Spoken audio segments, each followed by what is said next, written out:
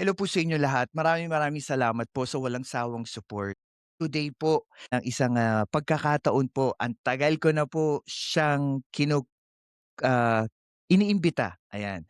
Sa social media sphere, kilala po siya pagdating po sa mga political views, especially sa mga direct on the spot na walang paligoy-ligoy na mga opinion about po sa politics. But today, before we start, please don't forget to share, like, and subscribe sa ating YouTube channel. This is a recorded video. So if you have any comments or any suggestions for our video today, don't forget to comment down below and we will try to ask Banat Boy for any of his comments sa inyo po mga comment. And also you can follow us through our other social media posting, our daily social media posting. I-scan nyo lang po yung QR code and you will be on our links sa iba't ibang social media platform. Today po, to start, today po makikita po natin ngayon, epekto po ng giyera sa Middle East po ang ating magiging guest po na meron pong first-hand experience sa nangyayari po sa Middle East. Dito rin po hihimay-himayin natin ang mga usapin na maaari pong magtagpo sa mga problema ekonomiya, politika at opinyon ng mga publiko sa Middle East man o dito sa Pilipinas. Sa pagtaas ng presyo at langis, aksyon ng gobyerno, fake news, buwis at hanggang sa pinakamaiinit na usapin sa impeachment. Pag-uusapan po natin yan today.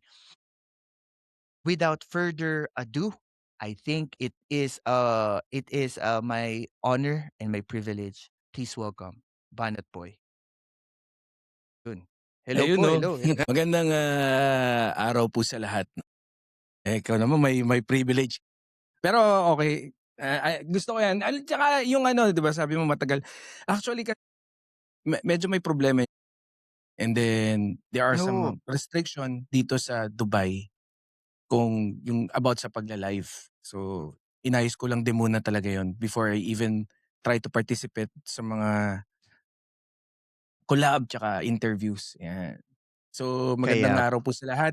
and boss, before anything else, sa mga listeners po natin na hindi po kayo kilala, if you don't mind introducing yourself. Actually ako po si Banat Boy 'no, I'm a loyalist, eh, pero not a blind loyalist 'no, sa pamilya ng mga Marcos, because naman ako 'yan sa aking pamilya, sa aking, mga magulang. 'Yun meron po tayong channels where we ano 'no, conduct discussions and tinatalakay natin yung mga maiinit na topic pampulitika dito diyan sa Pilipinas. 'Yun actually 'no, so discussion lang in a way like for me to be able to help others na mas maging informed sa politika. Kasi yung style natin medyo comedic 'no, na para at least medyo mas digestible para sa iba. Mm. Yun yung ano natin, kasi siyempre pagka natatawa ka mas madali mong matanda. Yes, and I think it's more of like, how you can penetrate to the masses. O yun din. Yeah, and I think eto na po sa pinag-uusapan natin. Before we continue sa mga listeners, if you have any comments while you're watching this video, this is recorded, lagay nyo lang po dyan sa comment section below and we will try to answer it when we uploaded this video. I think first and foremost po, pag-usapan po natin muna sa lokal na issue. There was this news about the supply ng ating bansa pagdating sa oil because of this Hmm, issue sa Middle East. Secretary Garin already says na hindi po 15 days ang supply natin. It was, they put it on 45 days and pagkatas daw ng 45 days at pag lumala ito, we will try to seek for help like for other countries like China and Russia. What do you feel about this and are you okay if President Bongbong Marcos will go to China for help? actually I'm not pretty sure kung ano yung update diyan. Pero I do believe na nagkakaroon na ng discussion. Pupunta tayo ng China, I think it's more about dun sa crude oil na pwede natin gamitin, as a power sa kuryente. So, dun naman sa isa kasi I do believe ano lang parang medyo yung mga excise tax, blah, blah, blah, and then of course unang steps kasi diyan inventaryo nung ating fuel reserve. So, okey pa naman. So, then later on nag-declare tayo ng energy, state, 'di ba? State of Crisis. emergency. Sa'kin okey naman, and yung paghingi natin ng tulong, I think ginagawa na yun. Ako tawag ko diyan diversification. Mas marami tayong source, mas may leverage tayo sa mas marami tayong posibleng mapagkunan, mas marami tayong, yun nga, may leverage tayo to negotiate yung price kasi may mga pagkukunan tayong iba. And also, isa pa po 'no, lumabas na rin po ito lately lang na the Philippine government spoke with the, diplomats ng Iran that they had agreement na yoong, oil reserves na maaaring maipasok sa Asia, ma-prioritize ang Philippines. Kaso parang there are some analysts that were saying that hindi naman hindi pa puwede itong dumiretso sa Philippines from Iran. Kailangan pa rin pumasok siya sa Singapore? shipping port ng Singapore. Do Mm. you think that this is a good move and also geopolitical? What do you feel about kung hindi tayo ma-prioritize? Kasi there's also other countries bigger than us that also need oil. Ako hindi ko alam, ako hindi ako masyadong invested pagdating dun sa information diyan sa ano, Hmm, more on economy something 'yan 'no, yung pagdadaan. Ako sa'kin what's important is that hindi naman dahil hindi ko kayang sagutin, pero mas importante kasi na I believe nagkaroon na tayo ng agreement. So, it's verbal or tawag, yun lang okey na, 'di ba? Since masigurado na natin na pinayagan tayong dumaan diyan, and I think they were even stating na, toll-free, walang ano 'no. So, yung pagdaan naman sa Singapore kasi hindi ko alam kung may are they gonna be refining it pa sa Singapore? I've heard that news 'no, and I've heard some other commentators nga na sinasabi yang it's beyond my ano, knowledge and beyond my interest kasi para sa'kin, mhm. we are running out of supply. We have, I think, 30 days left since they said na 45, 15 days ago, 2 weeks ago. So, we really have to outsource or makuha ng other sources Yeah. para hindi tayo tuluyang magkaroon ng crisis. Kasi as of the Y moment, yeah. naniniwala ako, hindi pa tayo crisis, eh. Kasi for you to be claimed as crisis, there should be wala tayo dapat supply. Eh, kung meron pa tayong buffer, naniniwala ako na hindi pa tayo crisis. Mataas Yeah. lang talaga yung price bill. Yun nga po banat po, eh, and I think I can, say dito papasok yung tinatawag na fake news, eh. Mm. When people are clamoring about news na wala namang basehan, and I think I wanted to speak about more for this because we're all, public figures na rin. Dito sa pag-usapan natin dito about sa fake news 'no, I Mm. think my first question to you is, ano yun na po this past few days about oil crisis, domestic or international, yung mga kababayan, OFW o Pilipinas, about any fake news that you've heard about this oil crisis? Actually, ang klaseng fake news, pagdating dito sa crisis. Una may mga separations of political spectrum sa Pilipinas 'no. Mhm, We have the loyalist, we have the DDS, may mga dilawan, mhm. pinklawan, and may iba pang mga parties which is, claiming to be they're out of that colors. Ang problema, yung isa na anti is trying to, what you call this, i-disrupt or eliminate yung naratibo ng pamahalaan. Okey naman, 'di ba, kunyari ganyan. Then, ang technique kasi nila ngayon is that for them to be able to control the narrative even before makaposisyon yung pamahalaan pagdating diyan sa mga naratibo. So, yun yung una na it's causing, panic. Yun yung ano diyan, paano ba ako magbibigay ng example? Ang medyo nag-focus ako dun sa ano, sa what do you call that, yung kagaya ng mga sinasabi nila Roque.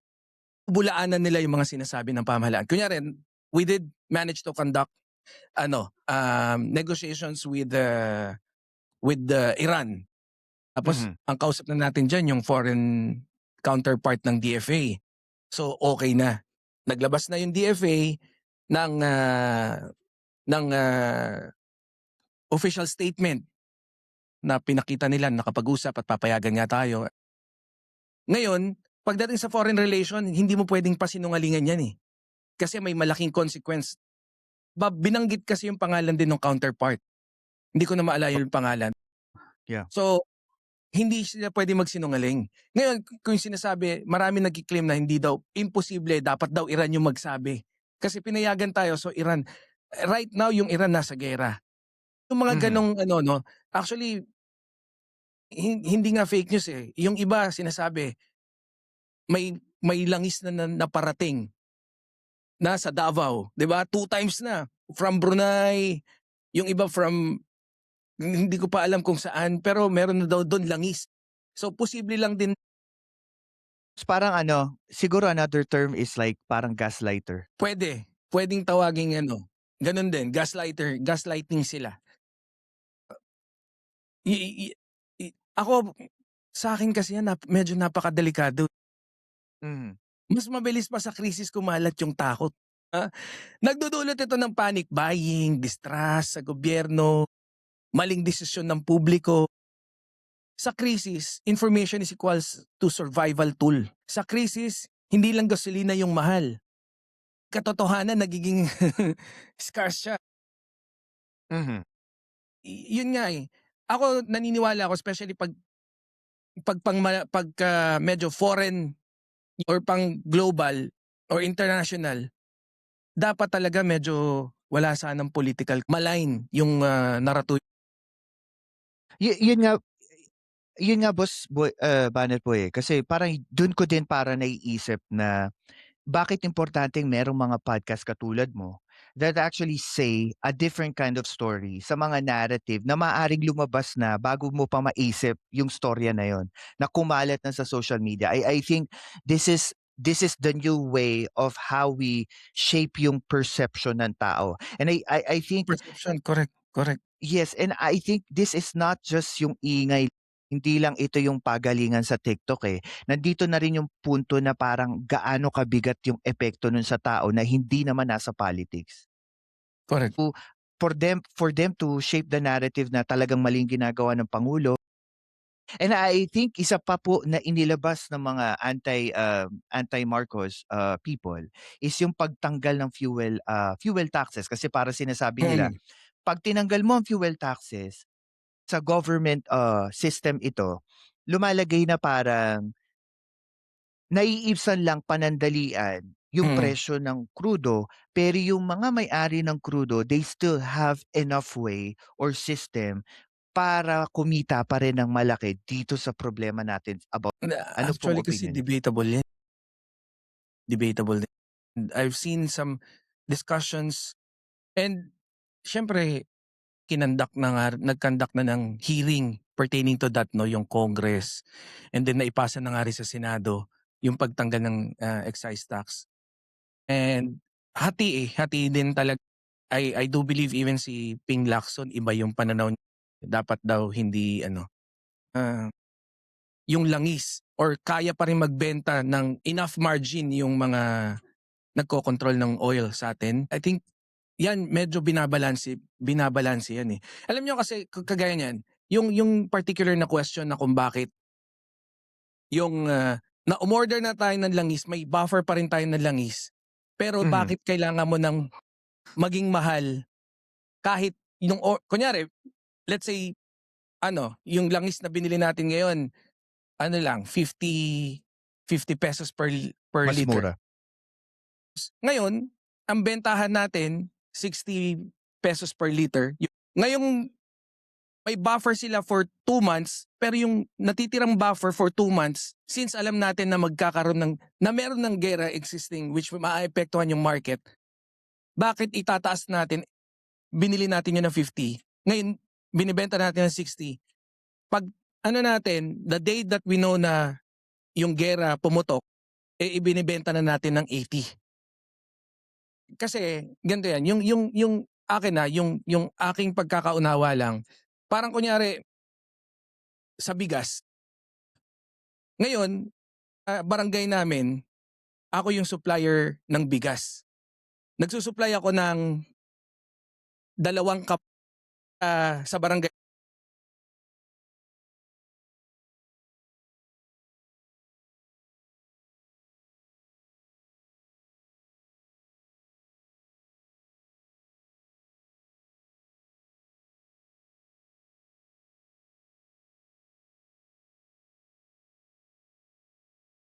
Para boss, parang ang tama ba yung naiintindihan? Hmm. Di ko let's say ibenta ko pa rin ng presyo. Makokolekta ko yung ₱2,000 pambili ng dalawang kaban na bigas. Ngayon yung kada isang bigas dumoble ng presyo, 2,000 na. Let's say 1,500 lang. So 3,000 na. Ngayon, kung 2,000 lang yung pera ko na pambili and bibili ako ng isa't kalahating kabang bigas. So yung ration para sa barangay ko will not be enough. So for me to be able to get 2 kabans of bigas, ibibenta ko na mahal, I will be able to buy, which is yung exact amount na dapat kong i-supply dun sa barangay ko. Yun yung aking interpretation kung bakit kailangan Parang ang naintindihan ko sa analogy niyo, correct me if I'm wrong, you're talking about the law of supply and demand. Hmm. Tumaas yung demand, tas mababa ang supply, there's a change in prices. Same as the other way around. And I think that's what's going on with oil. Kasi tulad po dito sa States, prices of oil kahit sa OPEC, yung mga nagre-regulate ng prices sa oil, dedepende yon sa anong magiging kahinatnan ng Iran at saka ng Amerika pagdating sa nangyayari sa Strait of Hormuz. Kasi kung wala nga naman talagang supply, mo pa puwedeng ibenta ng palugi yung natitirang kung hindi ka makakahabol doon sa Hindi taas ka ng presyo makaka-avail sa ng susunod na merkado. Especially ang presyo ng oil nagbabago siya depending sa ano nangyayari sa global market, eh. Hindi correct. siya yung ano 'no, every 6 PM. Nagbabago talaga siya, eh. And I think importante malaman 'to ng tao kasi isa sa mga fake news na narinig ko is, ng mga kritiko ng pangulo na wala daw po nagagawa ang, presidente at, sinisisi nila ito sa pangulo. Ano pong reaksyon niyo diyan? Walang nagagawa. Kasi ako, I believe, ah, eto yung mga procedure na ginawa. Una, repatriation. It's beyond dun sa oil issue pero kasama yan sa ginagawa, 'di ba? Nag-declare tayo ng emergency, state of emergency pagdating sa energy. Nagda-diversify tayo through outsourcing. Meron na dumating na yung sa Russia. Tapos we are fortunate enough for us to be able to find yung sa Malampaya. Ano pa, we are negotiating with China kahit yung conflict natin isinintabi natin. We negotiate with Iran. Those are big steps na malalaking hakbang na ginagawa ng ating gobyerno. Plus yung subsidiya, kahit tawagin mo pang band-aid solution 'yan. Alam mo yung kagaya nung sinabi ko, yung mga subsidy sa driver, kasi ang binigay yata 5,000. So kung 5,000 yung subsidy, kung itataas, I've done a computation before dun sa channel ko during a discussion.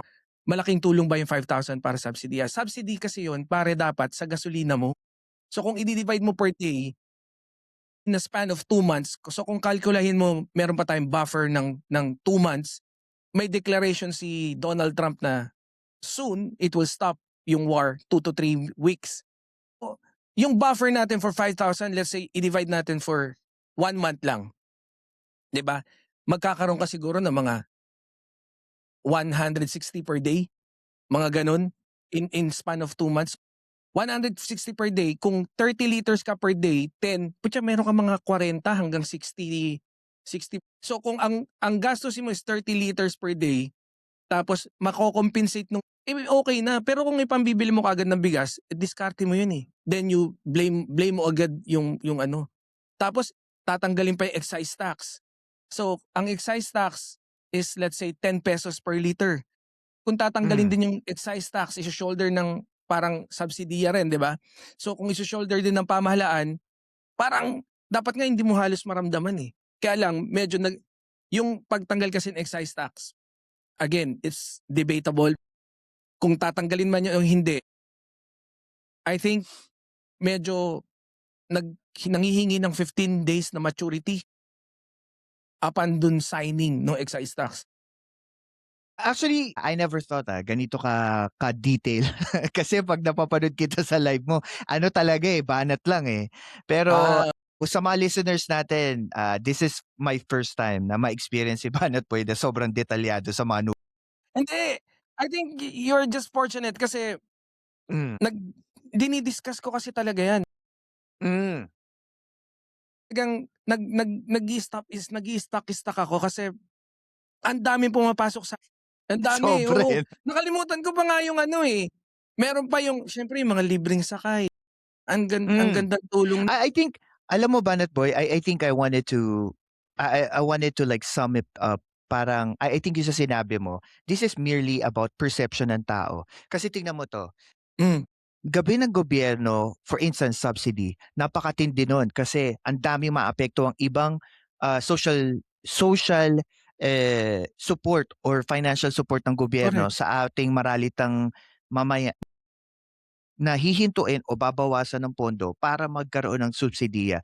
Pero people don't know kung saan nanggagaling yung subsidiya at ano yung Mm, puwedeng gawin ng gobyerno para lang mai-push yung subsidy. Kasi wala naman na nagplano na this year aatakihin ni Trump ang Iran, eh. So I think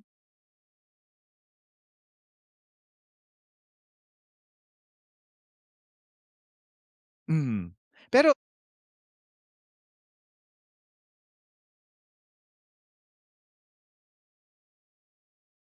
kung hmm, even EU, oo, kung hindi siya masu-surprise hindi yung ano ng Iran, yung leader ng Iran, yung unang namatay, yeah. meron siyang bunker na ginawa na talagang puwede siyang mabuhay dun ng 2 years na dun siya nag-ooperate. Kung nakapunta siya ro'n, I believe mas malaki yung ano, eh, yung kayang gawin sana ng Iran. Pero Actually, nasurpresa siya, eh. Hindi siya yeah. nakaabot, eh.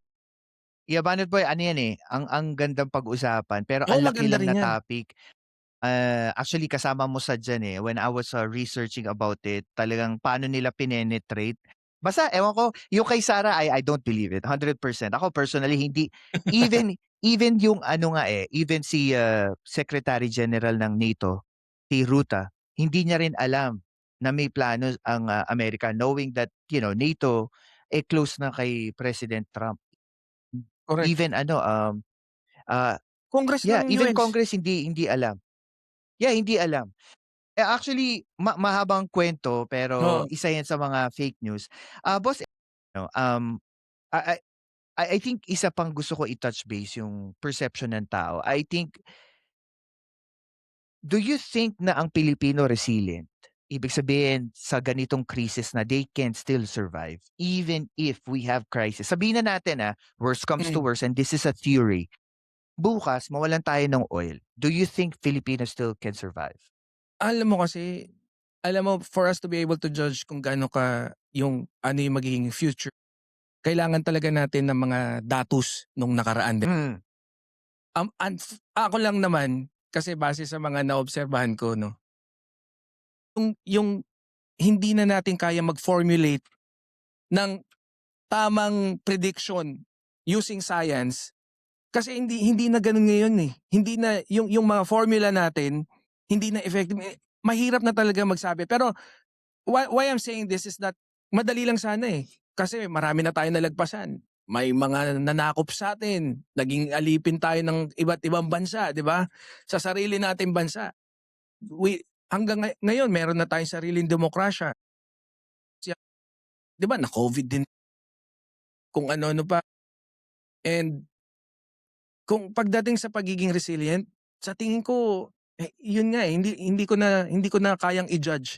Kasi yung perception ng tao ngayon iba na, eh. Ang mhm. daling i-manipulate lalo na pagka yung mga vloggers mo akala mo ang gagaling. How they Sinu talk, yung sinusundan nila ngayon, biruin mo ta's may AI pa. Eh, yun. hindi kagaya dati yung pangulo, magsasalita yung spokesperson, yun yung basihan. Hmm, hmm. Hindi, I believe we are very strong. Ang problema lang, I'm sorry to say, ang dali nating i-manipulate, ang dali. Tututo. Tama. And then I think another fake news that I encounter is the issue of accountability versus unity. Kasi parang Hmm, pinupunto kasi nila that they're saying na even the DDS block, they're saying na meron tayong oil crisis eh. Bakit wino-worry natin ang impeachment trial and not focusing on oil crisis knowing that more people will be affected on this situation? Parang pinupunto kasi nila, this is with regards sa impeachment. Kasi 'di ba pinu-push through yung impeachment sa Congress. Nung okey, lumabas okey. ito kasing Iran war, they were saying that dapat mag-unify tayo to fight off against yung impending na oil crisis sa Pilipinas. Pero Okey. parang pino-focus daw, even the government, is yung impeachment trial ni VP Sara. Ito kasi yan, 'di ba? Impeachment kasi una, impeachment sa Congress at sa Senate. Senate at Congress, legislative. Ang nag-implement ng mga solusyon, pati yung mga foreign, nag-i-implement, siyempre yung nag-e-execute, executive. So, meaning, impeachment, pwede yan mag-exist while nagtatrabaho yung ng ehekutibo. Kasi hindi naman yun maapektuhan eh. Wala naman pakialam sa yung executive dyan sa impeachment. Ang problema, delikado pagka ipaglalaban, delikado talagang ipagpaliban eh. Kung may, especially kung may legitimate na issue. That's the most important thing din. Because sabi nga, I think I remember sabi ni Attorney Falsis sabi niya, even our constitution says, kahit may giyera sa Pilipinas, hindi nasususpend ang constitution, which is impeachment is under it. Kaya hindi po pwedeng ma-cancel.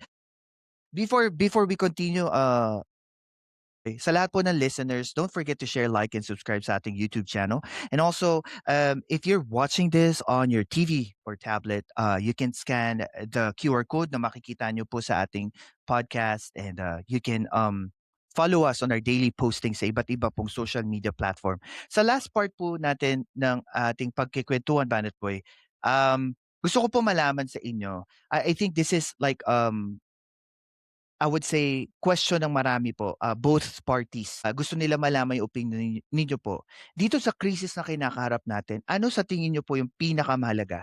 Bilis ng aksyon ng gobyerno, o tamang aksyon ng gobyerno o yung pagkontrol ng naratibo ng gobyerno sa ating kinakaharap na oil crisis?